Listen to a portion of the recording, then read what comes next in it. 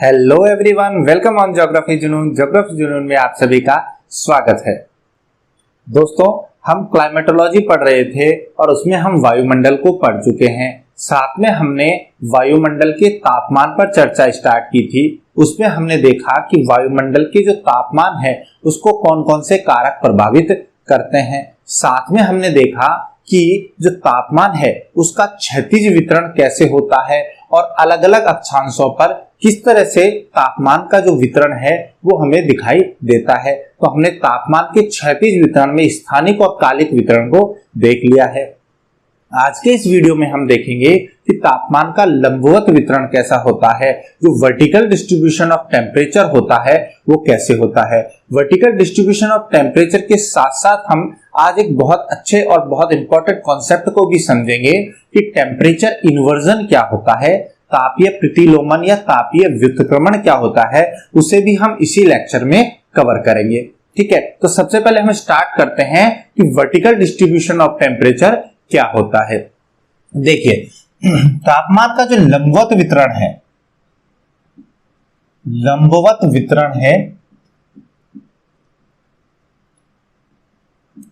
तापमान का लंबवत वितरण जो वर्टिकल डिस्ट्रीब्यूशन है, इसका मतलब क्या है? इसका मतलब है कि ऊंचाई के साथ वितरण। ठीक है, ऊंचाई के साथ जो है वो वितरण किस प्रकार से होता है, ये है लंबवत वितरण का मतलब कि हम धरातल की सतह से और ऊंचाई में जाएंगे तो सतह से ऊंचाई की ओर जाने पर तापमान का वितरण कैसे अलग अलग लेवल पे अलग अलग तापमान मिलता है, ये हम इसमें देखते हैं। तो देखिए, नॉर्मली हमको पता है कि नॉर्मल लैप्स रेट हम पहले भी चर्चा कर चुके हैं कि सामान्य पतन दर जो होती है या सामान्य ताप पतन दर जो होती है वो कितनी होती है? 6.5 डिग्री सेंटीग्रेड पर किलोमीटर की दर से तापमान में कमी आती है। अगर हम धरातल से और ऊंचाई पर जाते हैं तो पर किलोमीटर 6.5 डिग्री सेंटीग्रेड की कमी आती है, या इसको कह सकते हैं कि प्रत्येक 165 मीटर पर हमें 1 डिग्री सेंटीग्रेड की कमी आती है तापमान में। ठीक है, तो ये हमने पढ़ा है नॉर्मल लैप्स रेट। अब इसका कैलकुलेशन कैसे की होगी? इसकी कैलकुलेशन की गई है, ये धरातल पर मान लीजिए औसत तापमान ले लिया, धरातल पर औसत तापमान लिया है 15 डिग्री सेंटीग्रेड को। ठीक है, और 11 किलोमीटर की ऊंचाई पर तापमान जब कैलकुलेट किया गया तो वो लगभग -59 डिग्री सेंटीग्रेड था।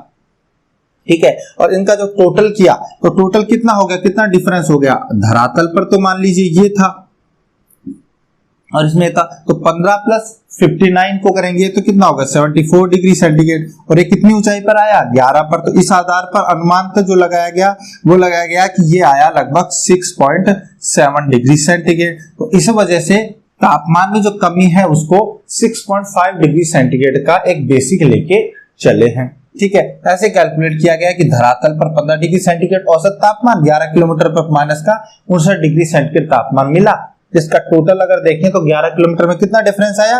74 डिग्री का, उसमें 11 से डिवाइडेड किया तो 6.7 डिग्री सेंटीग्रेड टेम्परेचर में कमी आई 1 किलोमीटर पर। तो इसलिए औसत जो नॉर्मल लैप्स रेट है वो 6.5 डिग्री सेंटीग्रेड ली गई है।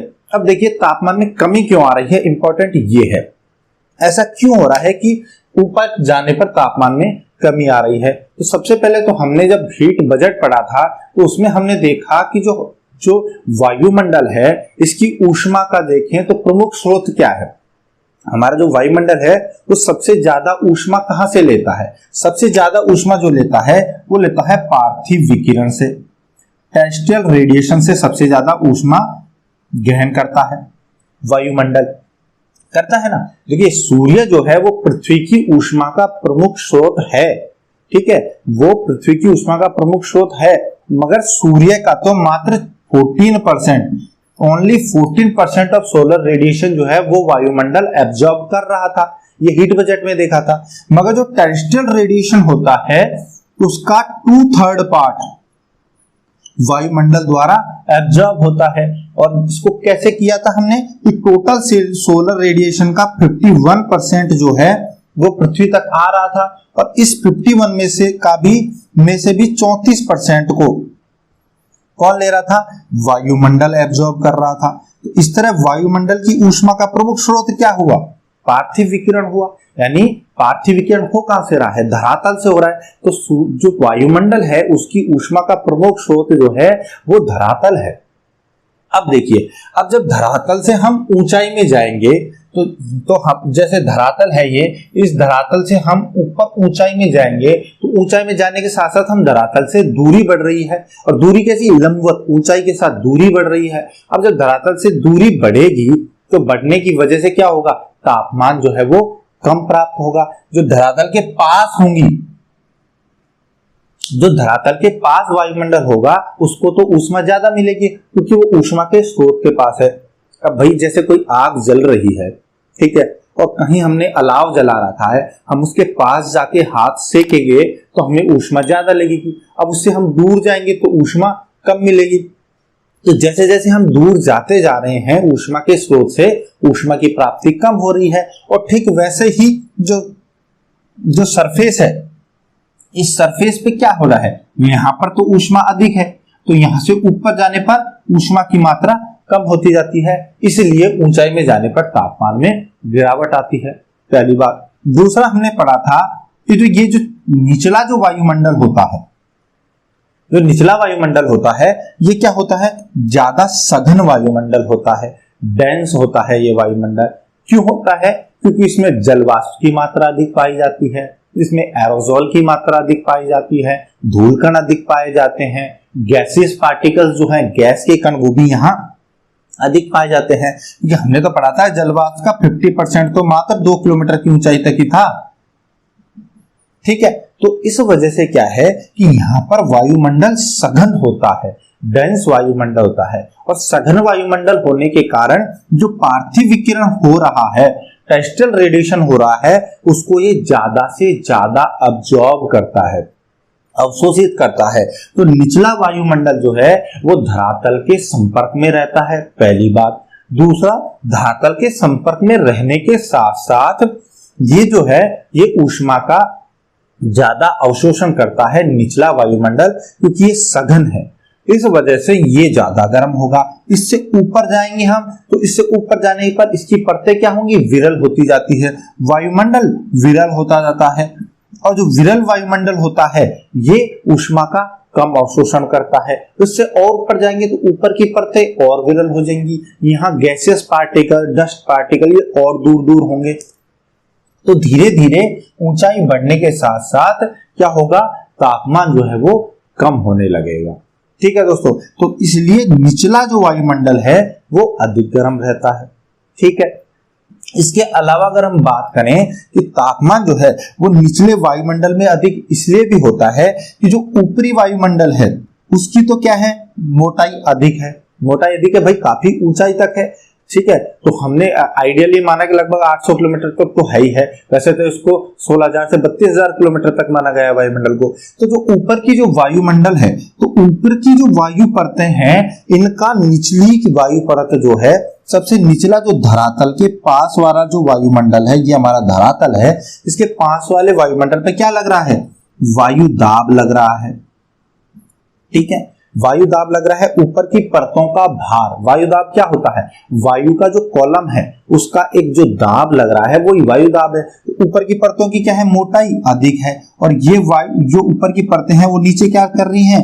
दाब एक्सर्ट कर रही हैं। इस वजह से जो निचला वायुमंडल है ये ज्यादा कंडेंस हो जाता है, ज्यादा सघन हो जाता है। और सघन वायुमंडल जो है वो ऊष्मा का अधिक अवशोषण कर पाता है, जबकि ऊपर का वायुमंडल जो है वो विरल है, और विरल होने की वजह से ये चारों ओर फैल जाता है, ठीक है। हल्का होता है, हल्का चारों ओर फैलता है, और ये क्या करता है? ऊष्मा का कम अवशोषण करता है, ठीक है दोस्तों।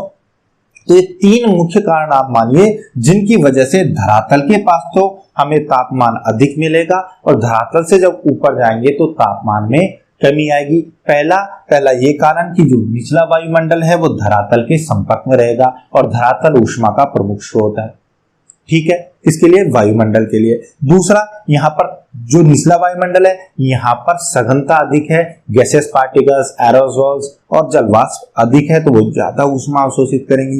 इसके अलावा तीसरा ये कि ऊपरी परतों का निचले वायुमंडल पर दाब पड़ रहा है, इस वजह से इसकी सघनता अधिक हो जा रही है और इस वजह से ये ज्यादा ऊष्मा अवशोषित कर रहा है।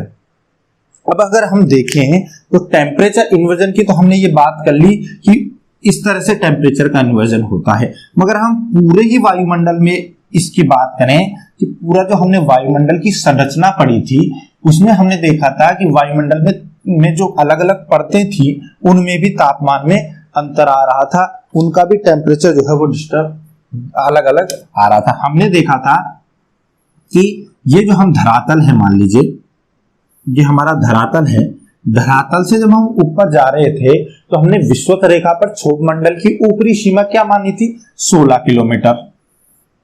ठीक है, ये लगभग हमने माना था 16 किलोमीटर की ऊंचाई पर है। ठीक है, तो ये जो क्षोभ सीमा है यहां तक तापमान में लगातार गिरावट हो रही थी और विषुवत रेखा पर क्षोभ सीमा पर जब हम पहुंच रहे थे तो यहां पर तापमान आ रहा था -70 डिग्री सेंटीग्रेड तक कमी आ रही थी। और ये क्या है, हमारा क्षोभ मंडल है, ट्रोपोस्फीयर है। और ट्रोपोस्फीयर की ऊपरी सीमा ट्रोपोपोज या क्षोभ सीमा जो थी यहां पर आकर के तापमान -70 डिग्री सेंटीग्रेड तक हो जा रहा था। अब इससे ऊपर 16 किलोमीटर से ऊपर जब हम जाएंगे तो लगभग 50 किलोमीटर की ऊंचाई तक हमने देखा था कि 50 किलोमीटर की ऊंचाई तक क्या था, समताप मंडल था, हमारा स्ट्रेटोस्फीयर था। क्या था, समताप मंडल। और स्ट्रेटोस्फीयर जो है इसमें क्या है, ओजोन गैस है। तो स्ट्रेटोस्फीयर में ओजोन गैस जो है वो एक ग्रीन हाउस गैस है जो सोलर रेडिएशन जो हो रहा था उसमें यूवी रेज को क्या करती है, एब्जॉर्ब करती है और एब्जॉर्ब करके यहाँ पर तापमान फिर से बढ़ाने लगती है। और इसकी ऊपरी सीमा जिसे हमने स्ट्रेटोस्फीयर कहा है, स्ट्रेटोस्फीयर पे पहुंचते पहुंचते तापमान फिर से कितना हो जा रहा था, तापमान 0 डिग्री सेंटीग्रेड हो जा रहा था।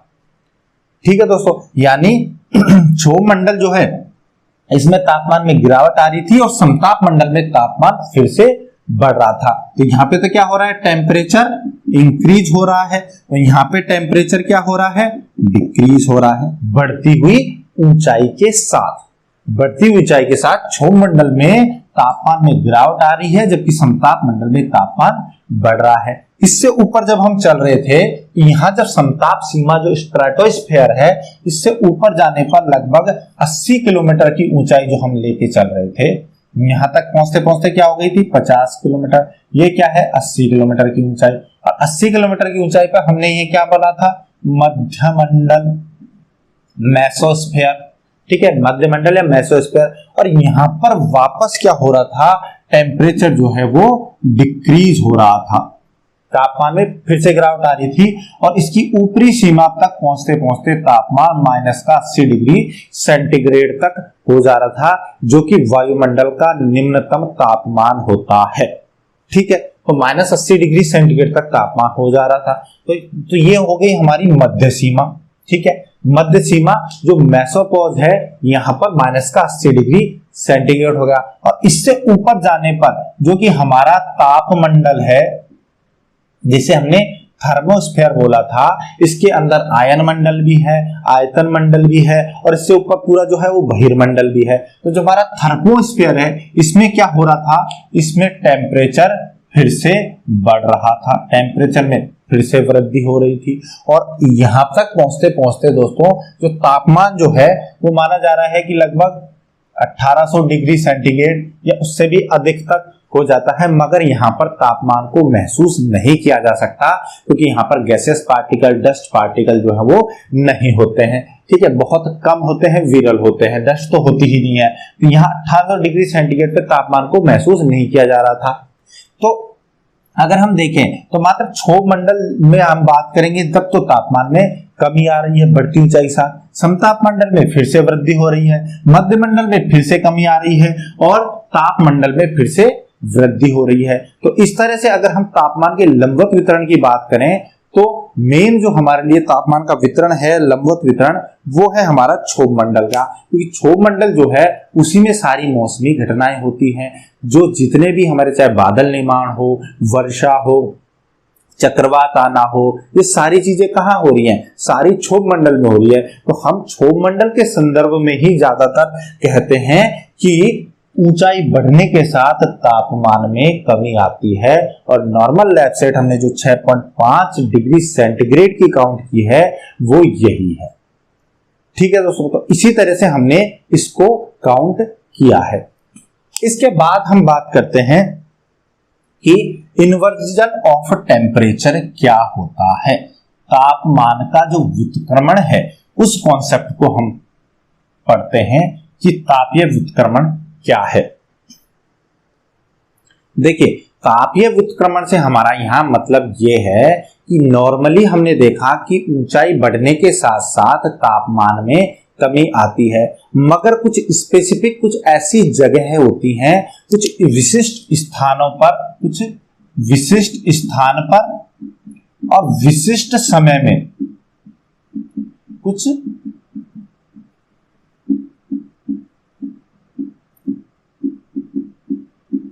ठीक है, कुछ स्पेसिफिक प्लेसेस पर, कुछ विशिष्ट स्थानों पर और कुछ विशिष्ट समय में ऐसी कुछ परिस्थितियां बन जाती हैं कि जब जो तापमान है वो ऊंचाई के साथ घटके ना घटके और ऊंचाई के साथ बढ़ने लग जाता है। ठीक है, यानी कि निचला जो वायुमंडल है, ये हमारा जो निचली जो धरातल के संपर्क में आने वाला जो वायुमंडल है, यहाँ पर तो तापमान जो है वो क्या होगा, कम होगा। और यहां से जब और ऊपर जाएंगे तो ऊपर जो है वो तापमान में फिर से वृद्धि होने लगती है यहां पर। ठीक है, तो नीचे कैसी है, नीचे ठंडी वायु होगी, कोल्ड एयर होगी नीचे, और ऊपर कैसी होगी, गर्म वायु होगी, हॉट एयर होगी, वार्म एयर होगी। तो नीचे क्या है, कोल्डर, ऊपर वार्म है। नहीं तो नॉर्मली क्या होना चाहिए था, नॉर्मली ये होना चाहिए था कि नीचे गर्म होनी चाहिए थी और ऊपर जाने पर ठंडा होना चाहिए था। यही नॉर्मल कंडीशन थी जब हमने नॉर्मल लैब सेट को देखा है। मगर कई बार ये होता है कि नीचे तो ठंडी वायु रह जाती है और ऊपर गर्म वायु हो जाती है, यानी धरातल के पास जो तापमान है वो कम होता है और ऊंचाई पर जाने पर तापमान अधिक मिलता है। इसे टेम्परेचर इन्वर्जन या तापीय प्रतिलोमन या ताप का व्युत्क्रमण कहते हैं। इन्वर्जन हो गया ना, जस्ट अपोजिट हो गया। और इसे दोस्तों नेगेटिव नॉर्मल लैप्स रेट भी कहते हैं। इसे ऋणात्मक सामान्य पतन दर भी कहते हैं। नेगेटिव क्यों है, क्योंकि हमने जो नॉर्मल लैप्स रेट पढ़ी थी उसमें तो तापमान ऊंचाई के साथ घट रहा था, इसमें बढ़ रहा है, इसलिए इसको नेगेटिव लैप्स रेट भी कहते हैं। ऋणात्मक ताप पतन दर भी कहते हैं, नेगेटिव नॉर्मल लैप्स रेट भी कहते हैं, क्योंकि नीचे ठंडी वायु है, ऊपर गर्म वायु। ठीक है, अब इसका ये तो हमने देख लिया कि ये होता क्यों है, तो ये क्या होता है। अब ये हम देखें कि ये होता कहां पे होगा। तो ज्यादातर जो ये कंडीशन होती हैं, जो हमें जो टेम्परेचर इन्वर्जन देखने को मिलता है दोस्तों, टेम्परेचर इन्वर्जन हमें कौन से विशिष्ट स्थानों पर देखने को मिलता है, पहले वो बात करें तो ये हमें देखने को मिलता है कि ध्रुवीय जो पोलर रीजन्स हमारे हैं और जो शीतोष्ण कटिबंधीय हमारे जो टेम्परेट रीजन है, उनके जो हिमाच्छादित क्षेत्र हैं, जो स्नो कवर्ड एरिया है, वहां पर हमें देखने को मिलता है। ठीक है, ये टेम्परेचर इन्वर्जन पहली बात। दूसरा ये हमें देखने को मिलता है जो पर्वतीय घाटियां जो होती हैं उनमें भी ऐसा हमें टेम्परेचर इन्वर्जन देखने को मिलता है। विशिष्ट स्थानों की जो हम बात कर रहे हैं वो समझिए आप कि किन किन स्थानों में है। जो पर्वतीय घाटियां जो होती हैं उनमें भी ये हमें देखने को मिलता है टेम्परेचर का इन्वर्जन। इसके अलावा जो तापीय प्रतिलोमन हो रहा है वो हमें देखने को मिलता है कि जब चक्रवात आते हैं तो जो शीतोष्ण कटिबंधीय चक्रवात होते हैं उनमें जब गर्म वायु राशि और ठंडी वायु राशि एक दूसरे से मिलती है तब भी ये होता है। यानी कि शीतोष्ण चक्रवातीय जो क्षेत्र होते हैं उनमें ये हमें देखने को मिलता है।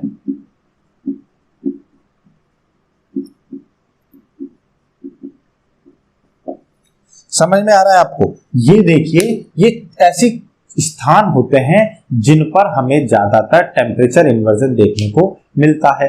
और ये क्यों मिलता है, अब इस पर बात करते हैं। क्या होता है आपने समझ लिया, कहां होता है ये समझ लिया, अब इसका क्यों मिलता है ये इसके क्या क्या ऐसी फेवरेबल कंडीशंस होती हैं, ऐसी कुछ अनुकूल परिस्थितियां होती हैं कि जब धरातल के पास तो हमें ठंडी वायु मिलेगी और ऊपर जाने पर गर्म वायु मिलेगी, धरातल के पास हमें कम तापमान और ऊपर हमें अधिक तापमान मिले। ऐसी कुछ अनुकूल परिस्थितियां होती हैं, फेवरेबल कंडीशंस होती हैं, उनको समझिए। देखिए, ऐसी परिस्थितियां तब बनती हैं जब या तो बहुत लंबी रात हो, जो नाइट की ड्यूरेशन है वो लॉन्ग हो, तो लॉन्ग नाइट हो, या स्वच्छ आसमान होना चाहिए, बिल्कुल क्लियर स्काई होना चाहिए, बिल्कुल आसमान जो है वो साफ होना चाहिए, शांत वायु होनी चाहिए, जो एयर है वो बिल्कुल काम होनी चाहिए, काम एयर शांत वायु होगी तब ऐसी कंडीशन बन सकती है।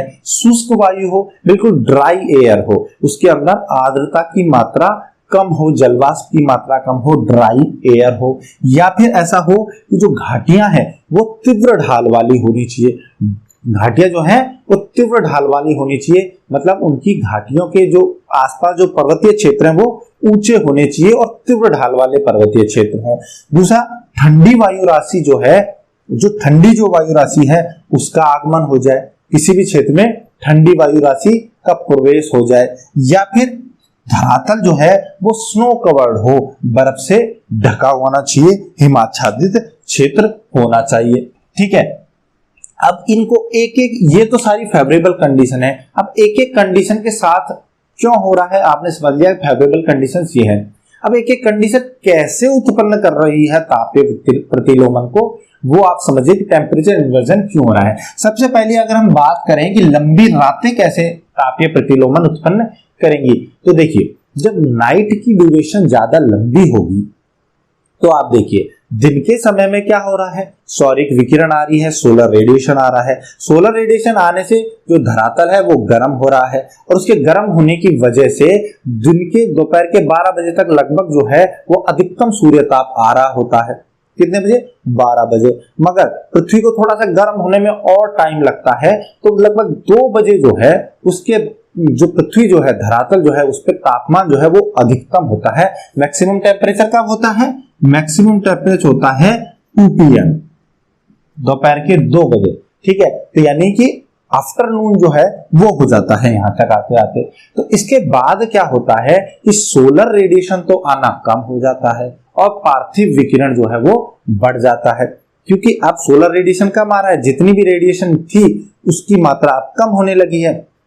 अब टेरेस्ट्रियल रेडिएशन अधिक होगा, तो जब रात लंबी होती है तो पृथ्वी जो है वो रात में भी क्या करेगी? टेरेस्ट्रियल रेडिएशन करेगी, पार्थिव विकिरण करेगी, और इस पार्थिव विकिरण की वजह से जो पृथ्वी है, जो धरातल है, जो हमारी सरफेस है, वो बहुत जल्दी ठंडी हो जाती है लंबी रातों में। और जब ठंडी हो जाएगी, अब जब धरातल ठंडा हो गया है, जब ये धरातल ठंडा हो गया है तो इसके संपर्क में जो वायु आ रही है, निचला जो वायुमंडल है वो भी ठंडा हो जाता है, जबकि जो ऊपर का वायुमंडल है, जो यहाँ पर जो वायुमंडल है, ये अपेक्षाकृत गर्म बना रहता है। दोस्तों समझ में आ रही है बात? क्योंकि लंबी रात है, ज्यादा अधिक लंबे समय तक टेरेस्ट्रियल रेडिएशन हुआ है, इसलिए पृथ्वी ने, धरातल ने अपना जितनी भी सौर विकिरण दिन भर में प्राप्त की, उससे भी ज्यादा उसने अपनी वहां से टेरेस्ट्रियल रेडिएशन से निकाल दिया। तो वो इतनी ठंडी हो गई कि उसकी सतह के संपर्क में आने वाली पवन ठंडी हो गई, हवा ठंडी हो गई, तो निचला वायुमंडल ठंडा हो गया और ऊपर का गर्म रह गया, तो हो गया टेम्परेचर इन्वर्जन। नीचे ठंडा, ऊपर गर्म, तो टेम्परेचर इन्वर्जन हो गया। नॉर्मल लैप्स रेट के विपरीत काम हो गया, नेगेटिव लैप्स रेट हो गई। इसके बाद बात करें स्वच्छ आसमान कैसे करेगा। देखिए, स्वच्छ आसमान जब होगा, जब आसमान में बादल ना हो, डस्ट ना हो, ज्यादा जब टर्बुलेंस ना हो, जब स्वच्छ आसमान होता है, तो स्वच्छ आसमान में क्या होगा कि जो सूर्य की किरणें जो हैं वो तो आएंगी ही, मगर जो पार्थिव विकिरण है वो बहुत तेजी से होगा, और पार्थिव विकिरण तेजी से होगा तो ऊपर जब आसमान में बादल नहीं है, अब यहां पर मान लीजिए बादल नहीं है, ठीक है, तो बादल होते हैं तो वो क्या करते हैं, जो पार्थिव विकिरण ऊपर जारी होती है उसका प्रत्यावर्तन कर देते हैं और वो टकरा के वापस नीचे आती हैं। यानी वो हीट को जो है वो आसमान में जाने नहीं दे रहे, हीट लॉस होने ही नहीं देते, और वायुमंडल गर्म का गर्म ही बना रह जाता है। मगर जब स्वच्छ आसमान होता है, अब यहाँ बादल है नहीं, अब बादल नहीं है तो इसको रोकने वाला कौन है? कोई रोकने वाला ही नहीं है, तो ये टेरेस्ट्रियल रेडिएशन करेगी, और टेरेस्ट्रियल रेडिएशन ज्यादा होगा, पार्थिव विकिरण ज्यादा होगा तो धरातल ठंडा होगा, और जब धरातल ठंडा होगा तो वही होगा, निचला वायुमंडल इसके संपर्क में आएगा, और संपर्क में आएगा तो ये क्या होगा, ये निचला वायुमंडल ये क्या हो जाएगा, ठंडा हो जाएगा, और इससे ऊपर जो हवाएं हैं, जो इससे ऊपर जो वायु है वो क्या है, गर्म है। ऊपरी वायु जो यहाँ से टेरेस्ट्रियल रेडिएशन से गई है, ऊपर वायु को गर्म कर रखा है, और नीचे क्या है, ठंडी है, तो टेम्परेचर का इन्वर्जन हो जाता है स्वच्छ आसमान की कंडीशन में, जब क्लियर स्काई हो। अब शांत वायु की बात करें हम, कि बिल्कुल काम एयर होनी चाहिए। शांत वायु से हमारा मतलब क्या है? शांत वायु से हमारा मतलब है कि कोई भी ऐसे क्षैतिज पवन नहीं चलनी चाहिए, ठीक है, ऐसे क्षैतिज पवन नहीं चलनी चाहिए। अगर धरातल के साथ साथ क्षैतिज हॉरिजॉन्टली अगर कोई पवन चलेगी तो वो क्या करेगी, मान लीजिए ये गर्म है, गर्म पवन है, और ये ठंडी पवन के रास्ते में इसमें प्रवेश कर जाएगी, तो इसमें प्रवेश करके क्या करेगी, ये इसके जब ठंडी पवन के संपर्क में आएगी तो इसको क्या कर देगी, हीट ट्रांसफर कर देगी, हीट ट्रांसफर कर देगी ना, ये इसको ताप को ऊष्मा प्रदान कर देगी, गर्म वायु जब इसको ऊष्मा प्रदान कर देगी तो ये ठंडा होगा ही नहीं, ये तो गर्म बनी रह जाएगा निचला वायुमंडल। यानी कि वायुमंडल जो है उसका तापमान जो है वो बना रह जाएगा, और इसकी वजह से जो हमारी नॉर्मल लैप्स रेट है वो वैसे के वैसे बनी रह जाएगी, और यहाँ पे तापमान होगा नहीं। इसलिए वायु शांत होनी चाहिए, कोई भी ऐसे हॉरिजॉन्टल एयर जो है वो धरातल के साथ साथ नहीं चलनी चाहिए, ताकि हीट का ट्रांसफर ना हो, वो ठंडी वायु के संपर्क में ना आए और हीट ट्रांसफर ना करे। इसलिए जब भी शांत वायु की स्थिति होगी तब टेम्परेचर इन्वर्जन हो सकता है, ठीक है। लंबी रात, स्वच्छ आसमान, शांत वायु। इसके बाद शुष्क वायु, ड्राई एयर होनी चाहिए, एयर बिल्कुल ड्राई होनी चाहिए। ऐसा क्या होगा, देखिए जब एयर जो है, ये जो एयर है ये बिल्कुल ड्राई होगी, मान लीजिए ड्राई एयर है, तो ड्राई एयर क्या होती है, उसके अंदर आर्द्रता कम होती है, आर्द्रता की मात्रा कम होती है। अब जब आर्द्रता कम होती है, जलवाष्प कम होती है, तो वो जो पार्थिव विकिरण जा रहा है यहाँ से उसको कम अवशोषित करेगी। जलवाष्प एक ग्रीन हाउस गैस होती है, ये पार्थिव विकिरण की मात्रा को अवशोषित करती है। अब जब एयर के अंदर जलवाष्प ही नहीं है, आर्द्रता ही नहीं है, तो वो क्या करेगी, इस पार्थिव विकिरण को अवशोषित नहीं करेगी। अब पार्थिव विकिरण अवशोषित नहीं करेगी तो ऊष्मा नहीं मिलेगी, ऊष्मा नहीं मिलेगी तो वायुमंडल जो है निचला वो गर्म नहीं रहेगा, और जो पार्थिव विकिरण है वो सीधा ऊपर अंतरिक्ष में जाता रहेगा, और जाता रहेगा पार्थिव विकिरण तो धरातल ठंडा होता रहेगा, और धरातल ठंडा होता रहेगा तो धरातल के संपर्क में आने वाला निचला वायुमंडल ठंडा हो जाएगा और टेम्परेचर का इन्वर्जन हो जाएगा। सीधा सा कॉन्सेप्ट है। हमें अल्टीमेटली करना क्या है, धरातल को ठंडा रखना है, और धरातल जब ठंडा होगा तो उसका निचला वायुमंडल भी ठंडा होगा। तो यहाँ पर जब शुष्क वायु होगी तो शुष्क वायु पार्थिव विकिरण के रास्ते में कोई भी बाधा उत्पन्न नहीं करेगी, बिल्कुल अपारदर्शी व्यवहार करेगी, नॉन ट्रांसपेरेंट होगी। अगर नॉन ट्रांसपेरेंट में से जब निकलेगी तो ये क्या करेगी, पार्थिव विकिरण आसानी से ऊपर अंतरिक्ष में जाने लगेगा, ठीक है दोस्तों। तो यहाँ पर शुष्क वायु भी इंपॉर्टेंट है। अगली बात करें हम ढालू घाटियां। ढालू घाटियां कैसे, हम जब ढालू घाटियों की बात कर रहे हैं तो देखिए, जब घाटी ढालू हो, मान लीजिए कि ये पर्वतीय क्षेत्र है, ठीक है, इस पर्वतीय क्षेत्र में जो बिल्कुल खड़े ढाल वाला बिल्कुल ये पर्वतीय क्षेत्र है। अब इसकी घाटी में क्या होगा कि जब बहुत ज्यादा ढालू घाटी होगी तो दिन के समय में तो क्या होगा, दिन के समय में यहां पर हाई टेम्परेचर होगा, ठीक है, ऊपरी भाग में, और यहाँ क्या होगा, लो टेम्परेचर रहेगा अपेक्षाकृत, ठीक है। बट जब रात के समय में पार्थिव विकिरण होने लगेगा, टेरेस्ट्रियल रेडिएशन होने लगेगा, तो जो पर्वतीय क्षेत्र हैं वो क्या करेंगे, ज्यादा टेरेस्ट्रियल रेडिएशन करते हैं। इस वजह से यहाँ पर तापमान क्या हो जाता है, कम होने लगता है, ठीक है, और यहाँ पर तापमान अपेक्षाकृत रूप से हाई रहता है, कंपैरेटिवली यहाँ पर हाई रहेगा। किसमें, घाटी में, ये घाटी है, ठीक है, वैली के अंदर टेम्परेचर हाई है ऊपर। अब पार्थिव विकिरण ज्यादा होगा तो यहां से क्या होगा कि नाइट को क्या होगा, यहां पर ठंडी वायु जो है वो नीचे आने लगेगी, ठीक है, यहाँ क्या हो गया, लो टेम्परेचर यानी यहाँ हाई प्रेशर हो गया, और यहाँ हाई टेम्परेचर यानी यहाँ लो प्रेशर। और वायु पवन किधर से किधर चलती है, हाई प्रेशर से लो प्रेशर। तो यहाँ कौन सी समीर चल रही है, ये पर्वतीय समीर कहते हैं इनको, पर्वतीय समीर या माउंटेन विंड चल रही है। तो ये पर्वतीय समीर क्या है, नीचे घाटी में आएंगी, और यहाँ पर घाटी में जो पहले से गर्म वायु है, यहाँ पर जो गर्म वायु थी इसको ये ऊपर उठा देगा। यहां तो गर्म वायु आ जाएगी दोस्तों, और नीचे रह जाएंगी यहाँ पर ठंडी वायु। ठीक है, यानी घाटी की जो तली है, घाटी तली पर ठंडी वायु हो जाएगी। यहां पर वायु कैसी हो जाएगी, ठंडी वायु जमा हो जाएगी, और ऊपर कैसी वायु हो जाएगी, गर्म। इसकी वजह से टेम्परेचर इन्वर्जन होगा।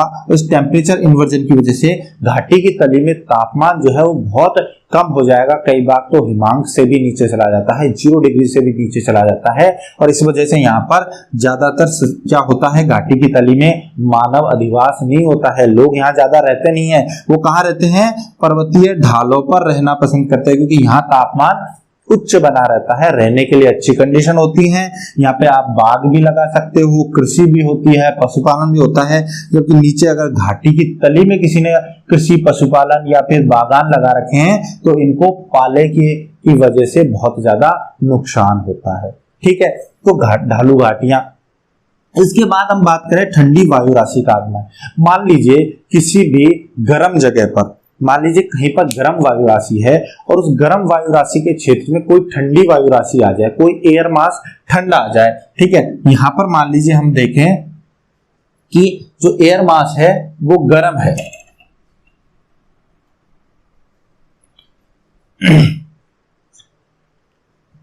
यहां पर ये गर्म एयर मास है। ठीक है, इस गर्म एयर मास के एरिया में जब यहां से ठंडा एयर मास आएगा, जब कोल्ड एयर मास आएगा, तो इसकी वजह से क्या करेगी, कि ठंडी वायु क्या होती है, भारी होती है ठंडी वायु, और भारी वायु हमेशा नीचे रहने का प्रयास करेगी। जबकि गर्म वायु क्या होती है, हल्की होती है, तो ये आके इसको धक्का लगाएगी, और धक्का लगाने की वजह से क्या होगा, ये जो गर्म वायु है वो सारी ऊपर उठ करके ऊपर रह जाएगी, और ठंडी वायु जो है वो नीचे आ जाएगी इसके। ठीक है, तो ठंडी वायु राशि नीचे हो गई, गर्म वायु राशि ऊपर चली गई। ठीक है, इसकी वजह से क्या होगा, इसकी वजह से यहाँ पर टेम्परेचर का इन्वर्जन हो जाएगा। नीचे ठंडा है, यहाँ पर कोल्ड है, और यहाँ पर है दोस्तों हॉट। ठीक है, तो इसकी वजह से भी टेम्परेचर इन्वर्जन हो सकता है। हिमाच्छादित धरातल, स्नो कवर्ड पूरा सरफेस, क्यों, इससे क्या होगा, देखिए जो बर्फ होती है उसका हमने पहले भी डिस्कस किया है कि एल्बिडो जो है वो बहुत अधिक होता है। एल्बिडो प्रत्यावर्तन गुणांक, सौरिक विकिरणों की 90% तक मात्रा जो हिमाच्छादित सतह पर पड़ रही है उसको हिमाच्छादित सतह वापस अंतरिक्ष में डाइवर्ट, वापस प्रत्यावर्तित कर देता है, रिफ्लेक्शन हो जाता है। इसकी वजह से बहुत कम मात्रा में ही वो अवशोषित हो पाती है, और इस वजह से जो हिमाच्छादित सतह है उस पर तापमान बढ़ नहीं पाता, क्योंकि ऊष्मा नहीं मिलती है। तो हिमाच्छादित धरातल होगा तो वो क्या होगा, ठंडा होगा, और ठंडा धरातल के संपर्क में जो वायु आएगी, भाई ये मान लीजिए पूरा क्या है, स्नो कवर्ड एरिया है, ये स्नो कवर्ड है। अब स्नो कवर्ड एरिया के संपर्क में क्या आएगी, वायु आएगी, और ये वायु कैसी हो जाएगी, यहाँ की वायु, ये वायु क्या हो जाएगी, ठंडी हो जाएगी, और ऊपर वायु क्या रहेगी, अपेक्षाकृत गर्म रहेगी।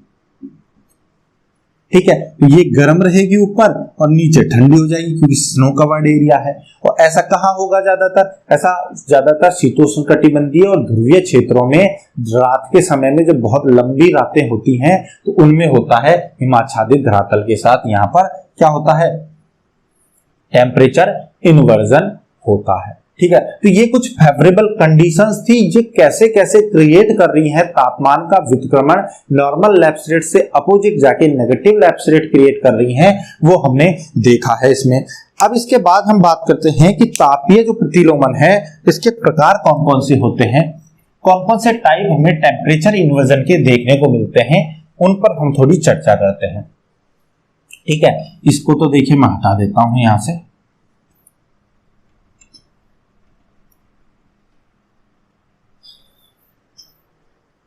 सबसे पहला हमारा जो इन्वर्जन आता है टेम्परेचर का, वो आता है हमारा अप्रवाही प्रतिलोमन, यानी non advection inversion, non advectional inversion, अप्रवाही प्रतिलोमन। अब देखिए अप्रवाही से मतलब यहां है कि यहां पर कोई भी वायु की राशि की गति नहीं हो रही है, कोई प्रवाह नहीं है, ठीक है, किसी प्रकार की कोई गतिक मूवमेंट यहां पर नहीं हो रही है, फिर भी प्रतिलोमन हो रहा है। तो इसका सबसे पहला प्रकार हम देखें तो धरातलीय या विकिरण प्रतिलोमन होता है, ठीक है। धरातलीय या विकिरण प्रतिलोमन से यहां क्या मतलब है कि ये होता है, मान लीजिए जो धरातल जो है, सतह जो है, उसके ठंडा होने के कारण ये होता है। और धरातल ठंडा कैसे होता है? धरातल ठंडा होता है पार्थिव विकिरण से। कैसे होता है? पार्थिव विकिरण से, यानी कि यहां पर पार्थिव विकिरण का मेन रोल है, इसलिए इसको विकिरण प्रतिलोमन भी कहते हैं, रेडिएशनल इन्वर्जन भी कहते हैं, क्योंकि यहाँ पर पार्थिव विकिरण की वजह से धरातल ठंडा हो रहा है, तो धरातलीय भी कह सकते हैं। और ठंडा होने के लिए क्या क्या फेवरेबल कंडीशंस थी वो मैंने पूरी आपके साथ डिस्कस की। क्या क्या डिस्कस किया था हमने डिस्कस किया था कि हिमाच्छादित सतह हो सकती है, इसके अलावा लंबी रातें होनी चाहिए, शांत वायु होनी चाहिए, शुष्क वायु होनी चाहिए, ठीक है। तो इन सब कंडीशंस की वजह से क्या हो सकता है, यहाँ पर धरातल जो है वो ठंडा हो सकता है, ठीक है दोस्तों। तो ये कहां पर मिलेगा ज्यादातर? ये ज्यादातर मिलता है जो मध्य अक्षांशीय और ध्रुव के क्षेत्रों में, जो पोलर और जो टेम्परेट रीजन है उसमें जो हिमाच्छादित सतह जो होती है ना, उसमें जब बहुत लंबी सर्दी की रात होती है तो उसमें क्या होगा कि पार्थिव विकिरण इतना ज्यादा हो जाता है कि धरातल बहुत ठंडा हो जाता है, तो वहां मिल सकता है ये, ठीक है। और यहाँ पर दोस्तों जो तापमान है वो बहुत डाउन चला जाता है, हिमांक से भी नीचे चला जाता है। तो धरातलीय तापीय प्रतिलोमन कहाँ कहाँ हो सकता है? जहां पर सर्दी हो, सर्दी की रात हो, स्वच्छ आसमान हो, ठीक है, ठंडी वायु हो, शांत वायु हो और शुष्क वायु हो, ठीक है, ऐसी कंडीशंस में हो सकता है। या जहां हिमाच्छादित सतह हो, स्नो कवर्ड एरिया हो, वहां पर धरातलीय या विकिरण प्रतिलोमन होता है। इसमें कहीं पर भी एयर की कोई भी मूवमेंट नहीं है, सिर्फ विकिरण की वजह से, धरातल के ठंडे होने की वजह से प्रतिलोमन हो रहा है, इसलिए इसको धरातलीय या विकिरण प्रतिलोमन कहते हैं। अब जो नॉन एडवेक्शनल है, इसका दूसरा टाइप है उच्च वायुमंडलीय प्रतिलोमन, ठीक है, उच्च वायुमंडलीय प्रतिलोमन। और इसको समझने के लिए आप वीडियो को थोड़ा सा बैक लेके जाइए, रिवाइंड कीजिए। बैक ले जाकर के मैंने आपको बताया था, क्या बताया था? धरातल से 16 किलोमीटर की ऊंचाई, 16 किलोमीटर की ऊंचाई तक यहाँ पर क्या है? ट्रोपोस्फेयर। यहाँ तापमान -70 डिग्री सेंटीग्रेड विषुवत रेखा पर। इससे ऊपर हम जा रहे थे 50 किलोमीटर तक, ये 16 किलोमीटर, यहाँ हम जा रहे थे 50 किलोमीटर तक। ये क्या आ रहा था? स्ट्रेटोस्फेयर। स्ट्रेटोस्फेयर से ऊपरी सीमा क्या थी? स्ट्रेटोपॉज या समताप सीमा। यहाँ पे तापमान कितना हो रहा था? 0 डिग्री सेंटीग्रेड। इससे ऊपर क्या है? मध्यमंडल। मध्यमंडल की ऊपरी सीमा क्या है?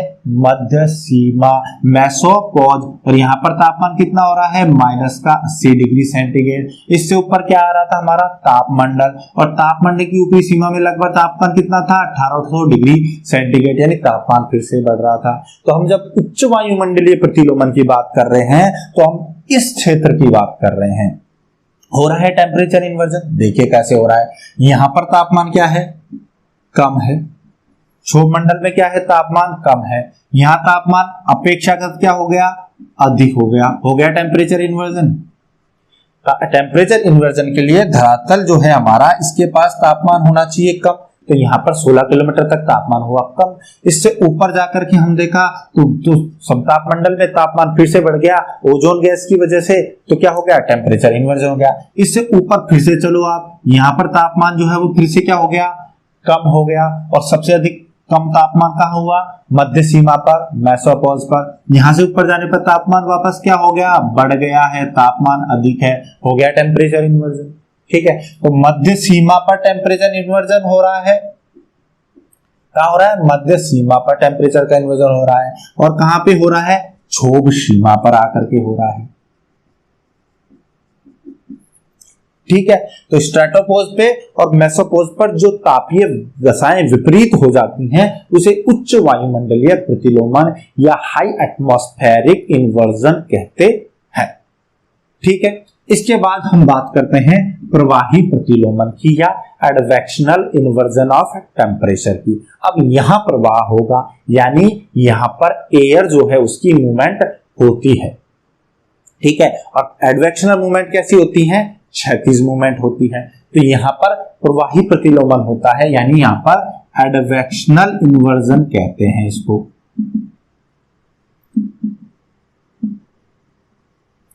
आप इसके सब टाइप्स जो हैं वो समझिए एडवेक्शनल इन्वर्जन के या प्रवाही प्रतिलोमन के। सबसे पहला इसमें आता है वाताग्रीय या चक्रवातीय प्रतिलोमन, यानी इसको बोला जाता है फ्रंटल या साइक्लोनिक इन्वर्जन ऑफ टेम्परेचर। अब फ्रंट्स कैसे बनते हैं ये तो हम डिटेल में आगे जब हम चक्रवात पढ़ेंगे, वर्षा पढ़ेंगे तब देखेंगे। यहाँ आप थोड़ा सा समझिए कि चक्रवाताग ऐसे बनते हैं कि जब शीतोष्ण कटिबंधीय जो क्षेत्र हैं उनमें इनका निर्माण सबसे ज्यादा होता है। और वहां क्या होगा कि जो ठंडी वायु राशि है, एक तरफ से ठंडी पवन वायु राशि आएगी, एक तरफ से गर्म वायु राशि आएगी। ठीक है। तो इस तरफ से आ रही है मान लीजिए ठंडी वायु राशि जो उत्तर से आ रही है, और इधर से आ रही है क्या? गर्म वायु राशि। ठीक है। और ठंडी और गर्म वायु राशि जब आती हैं तो उसकी वजह से क्या है, यहां पर एक फ्रंट या वाताग्र का निर्माण होता है। ठीक है। फ्रंट या वाताग्र का निर्माण होता है और एक ठंडी वायु राशि क्या है, नीचे रहने का प्रयास करेगी क्योंकि ये भारी होती है। ठीक है। और जो गर्म वायु राशि है ये हल्की है, ये ऊपर उठने का प्रयास करेगी। ठीक है। तो ये क्या करेगी? ऊपर जाएगी। तो ऊपर तो गर्म गई और नीचे हो गई ठंडी। तो एक कंडीशन ऐसी आएगी जब ऊपर तो हो जाएगी यहाँ पर तो गर्म वायु और यहाँ पर हो जाएगी ठंडी वायु। ये हो गई है ठंडी और ये हो गई है गर्म। ठीक है। और ये हमारा धरातल है। ठीक है। तो इस वजह से जो फ्रंट्स जो फॉर्मेशन होता है, इस फ्रंट्स के साथ साथ दोस्तों शीतोष्ण कटिबंधीय चक्रवात भी यहीं पर होते हैं। टेम्परेट साइक्लोन जो है वो यहीं पर उत्पन्न होते हैं और इसकी वजह से यहाँ पर इन्वर्जन ऑफ टेम्परेचर देखने को मिलता है, जिसमें धरातल के पास ठंडी वायु राशि जमा हो जाती है और गर्म वायु राशि को धकेलकर ऊपर कर देती है। तो इसे हम वाताग्रीय चक्रवाती प्रतिलोमन कहते हैं। ठीक है दोस्तों। तो वाताग्रीय चक्रवाती प्रतिलोमन इसी तरह से होता है। इसके बाद हम बात करते हैं कि घाटी प्रतिलोमन क्या होता है। जो हमारा वैली का था, मैंने वैली इन्वर्जन अभी आपको बताया था। वैली इन्वर्जन कैसे होता है? जो दिन के समय में क्या होता है, दिन के समय में जो पर्वतीय क्षेत्र होते हैं या घाटी का जो ऊपरी भाग होता है, पर्वतीय क्षेत्र या जब घाटी का ऊपरी भाग होता है इसका टेम्परेचर हाई होता है, जबकि दिन के समय में तली में क्या होता है, लो टेम्परेचर होता है, अपेक्षाकृत कम होता है। ठीक है। क्योंकि यहाँ सूर्य की का प्रकाश ज्यादा प्राप्त होता है। अब देखिए जब हाई टेम्परेचर होगा तो जब रात को ये पार्थिव विकिरण करेगा तो पार्थिव विकिरण से जो ऊपरी भाग जो है वो लो टेम्परेचर हो जाएगा, जबकि अपेक्षाकृत घाटी में हाई टेम्परेचर रहेगा। इस वजह से क्या होगा कि यहाँ पर हो जाएगा हाई प्रेशर और यहाँ पर बन जाएगा लो प्रेशर घाटी की तली में। और इसलिए ऊपर की जो ठंडी वायु है, ऊपर पार्थिव विकिरण है और पार्थिव विकिरण अधिक होने से यहाँ क्या हो गया, यहाँ पे तापमान कम हो गया, ठंडा हो गया और ठंडे क्षेत्र भारी हो गया। भारी होता है यहाँ पर प्रेशर हाई होता है।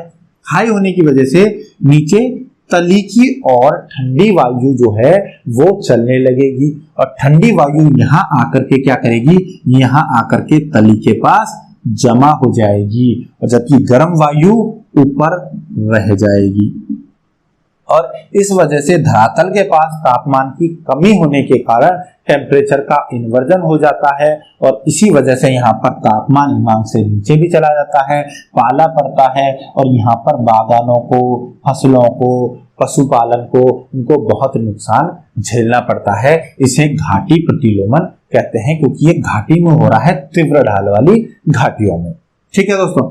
इसके बाद बात करते हैं हम क्षैतिज प्रतिलोमन की।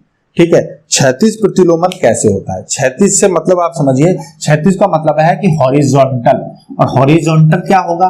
हॉरिजॉन्टल होता है धरातल के साथ साथ, यानी अगर क्षैतिज प्रतिलोमन बात कर रहे हैं तो यहाँ पर क्षैतिज प्रवाही प्रतिलोमन ज्यादा कहना ज्यादा ठीक होगा।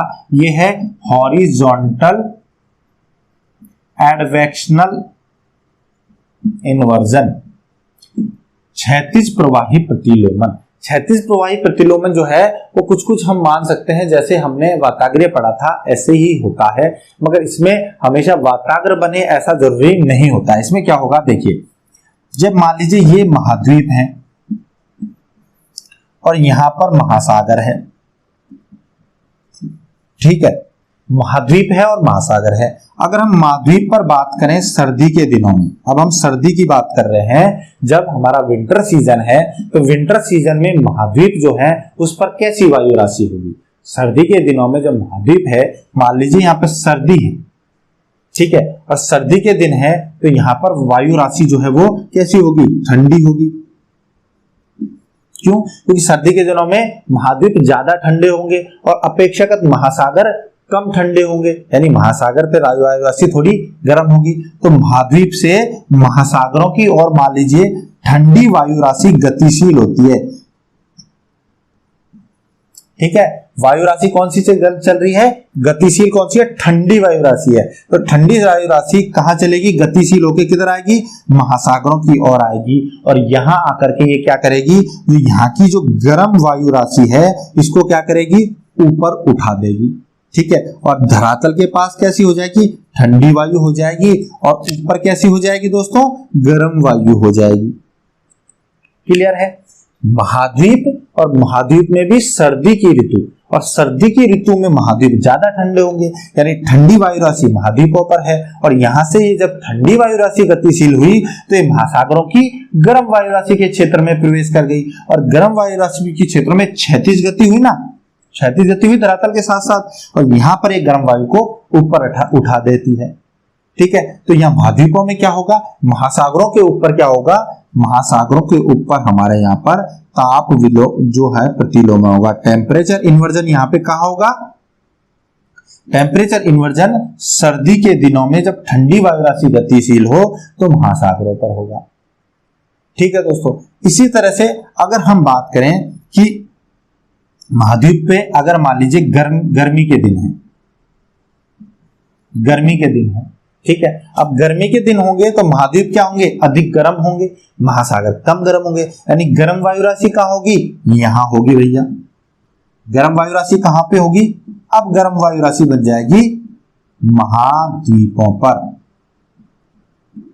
सारा खेल किसका है? सारा खेल है सीजन का, ठीक है। गर्म वायु राशि कहां होगी? महाद्वीपों पर, और ठंडी वायु राशि कहां होगी?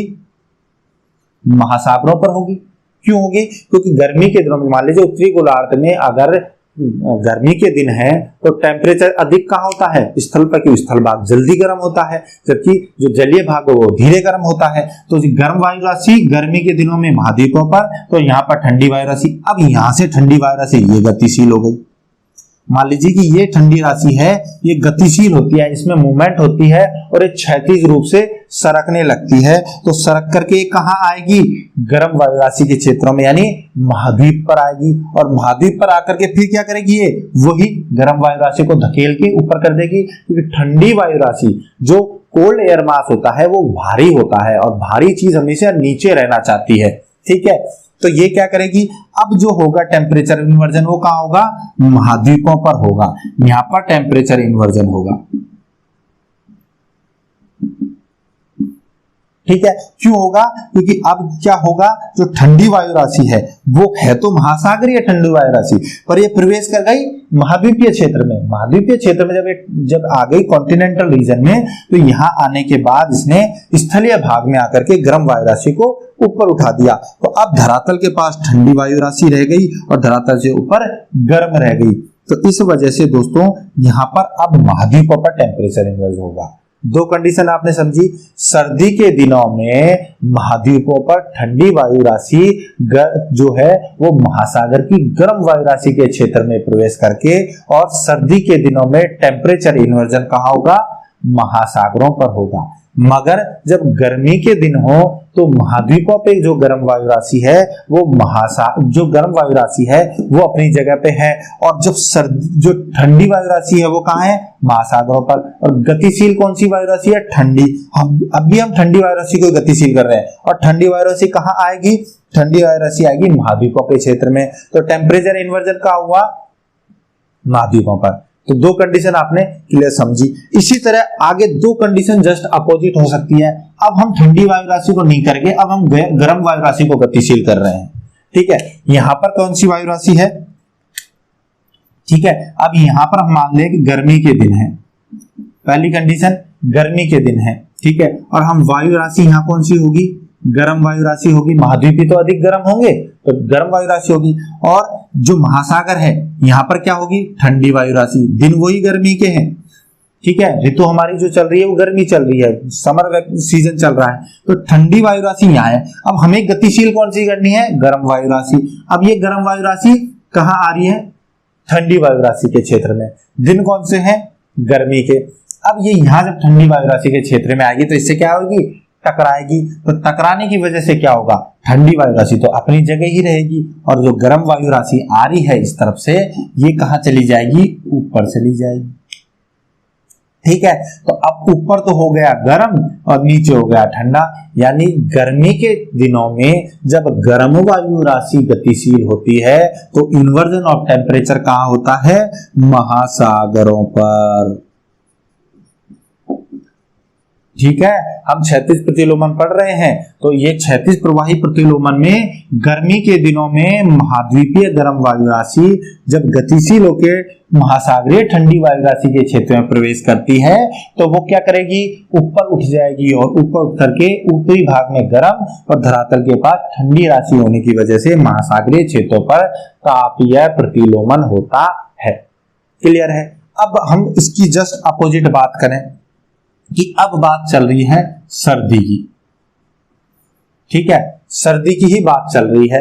अब सर्दी की में क्या होगा, महाद्वीप कैसे होंगे, यहां पर ठंडी होगी।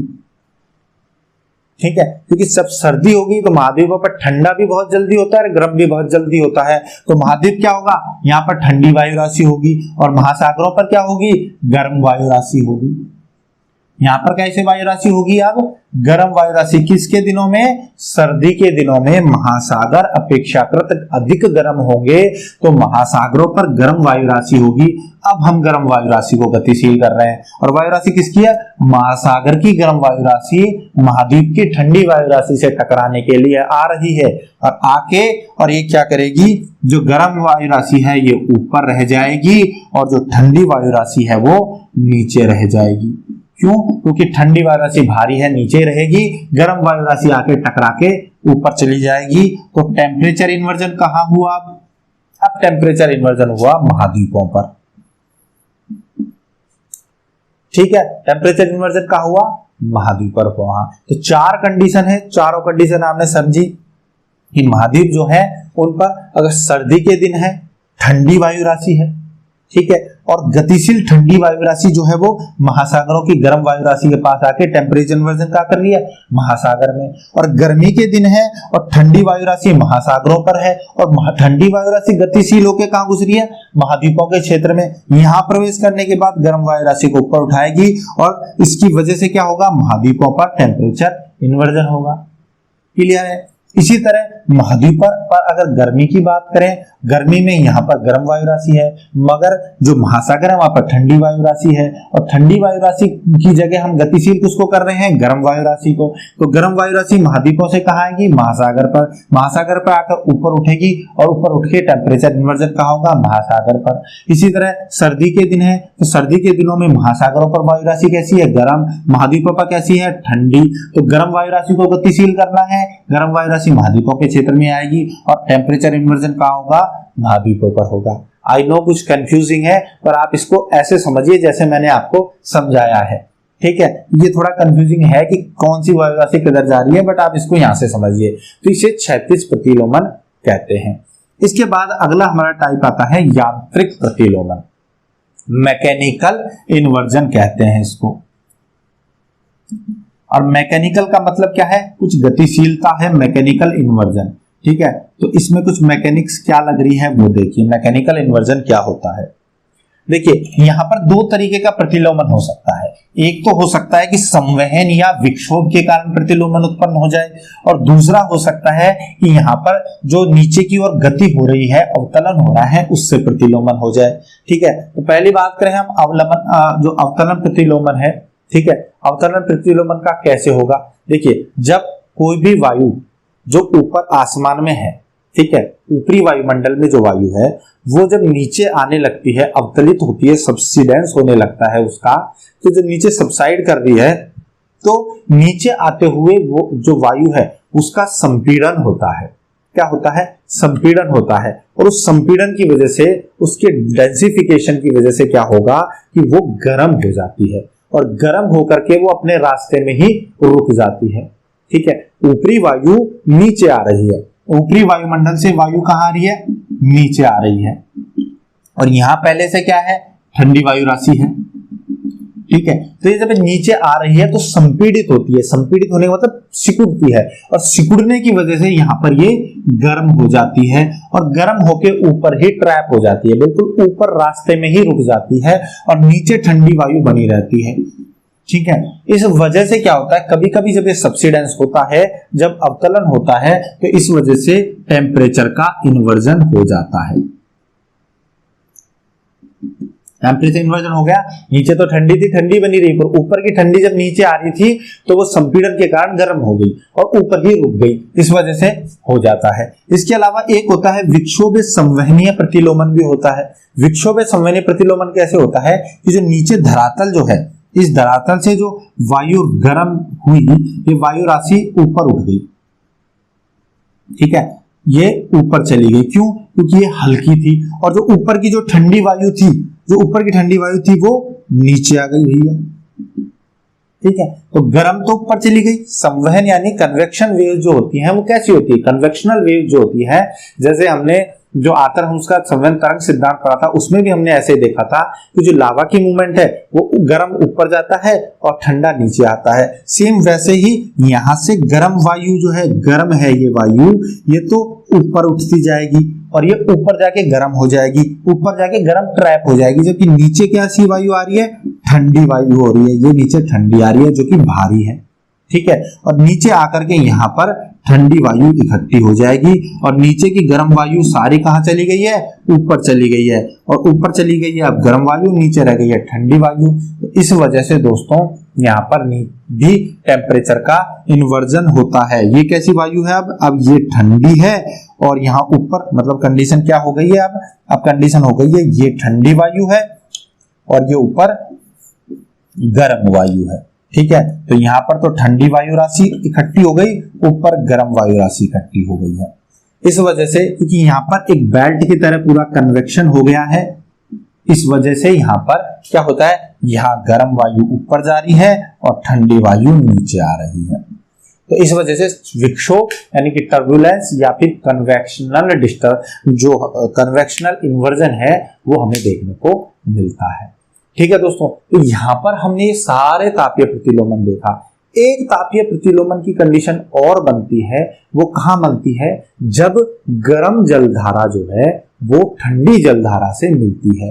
जो हमारे महासागरीय धाराएं हैं उनमें गर्म जो महासागरीय धारा है वो ठंडी जब महासागरीय धारा से मिलेगी, तो उन ओशनिक करंट की वजह से उनके मिलन स्थान पर भी एक तरीके का तापीय प्रतिलोमन होता है, क्योंकि नीचे तो ठंडी वायु राशि रह जाएगी और उस गर्म वायु राशि ऊपर चली जाती है। इस वजह से दोस्तों वहां पर कोहरा भी बनता है, और उस कोहरे की वजह से कई बार क्या होता है कि वहां पे जो दिखाई नहीं देता, दृश्यता जो है, विजिबिलिटी लेवल बहुत डाउन हो जाता है, और इस वजह से जो जहाज होते हैं वो जहाज आपस में टकराने का भी डर होता है। इसका एक उदाहरण हम देख सकते हैं कि गल्फ स्ट्रीम और लेब्राडोर की जो धारा आ रही है वो जब न्यू फाउंडलैंड के पास टकराते हैं, आपस में मिलती हैं, तो जो नीचे जो गल्फ स्ट्रीम की जो गर्म वायु राशि है वो ऊपर चली जाती है और लेब्राडोर की ठंडी धारा की वायु राशि नीचे रह जाती है। तो वहां पर इन्वर्जन ऑफ टेम्परेचर होता है और कोहरा बनता है, और वो क्षेत्र जो है वो मछली पालन के लिए बहुत उत्तम स्थान होता है, बहुत अच्छी फेवरेबल वहां पर कंडीशन होती हैं। इसी तरह घाटी प्रतिलोमन जो था, घाटी प्रतिलोमन जो है ये बड़ा नुकसानदायक होता है, क्योंकि वहां पर जो बाग वगैरह लगे होते हैं, खेती हो रही होती है तली में, वो खराब हो जाती है। ठीक है दोस्तों, तो इस तरह से जो हमारा नॉर्मल जो वर्टिकल डिस्ट्रीब्यूशन था टेम्परेचर का वो तो होता है, मगर कुछ स्थानों पर कुछ विशेष समय में ऐसी परिस्थितियां बन जाती हैं जिनका हमने डिस्कशन किया, उसकी वजह से तापीय प्रतिलोमन टेम्परेचर इन्वर्जन की कंडीशन होती है और इस वजह से हमें अलग अलग प्रकार देखने को मिलते हैं। ठीक है, आई होप कि आपके क्लियरली समझ में आ गया होगा कि बहुत अच्छा एक कॉन्सेप्ट है तापीय प्रतिलोमन, इसको याद रखिए। और ये जो तापीय प्रतिलोमन में जो हमने प्रवाही ताप प्रतिलोमन पढ़ा है, जो हमारा एडवेक्शनल इन्वर्जन पढ़ा है, ये हमें बहुत अच्छे से यूज में आने वाला है वाताग्रीय चक्रवातीय प्रतिलोमन में और घाटी प्रतिलोमन में। और दोस्तों वायु राशि जब हम एयर मास पढ़ेंगे तब ये हमको इंपॉर्टेंट कॉन्सेप्ट वहां भी काम में आएगा जब एयर मास पढ़ेंगे। और अगर हम देखें वायुमंडलीय कंडीशन, जितने भी वायुमंडल में जो फिनोमिना हो रहे हैं, चाहे वर्षा है या कोई भी ऐसी हम बादलों का निर्माण है या कोहरा है, वहां पर ये सबसे ज्यादा इम्पोर्टेंट होता है प्रवाही प्रतिलोमन। ठीक है दोस्तों, तो आपसे यही रिक्वेस्ट करूंगा कि आप चैनल को सब्सक्राइब कीजिए, बेल आइकन को प्रेस कीजिए, वीडियो पसंद आ रहा है तो लाइक कीजिए, दोस्तों से शेयर कीजिए। ज्योग्राफी की नॉलेज बढ़ाने के लिए जिस जिसको भी जरूरत है आप इसको शेयर कीजिए। मिलते हैं अगले वीडियो में। Thank you so much.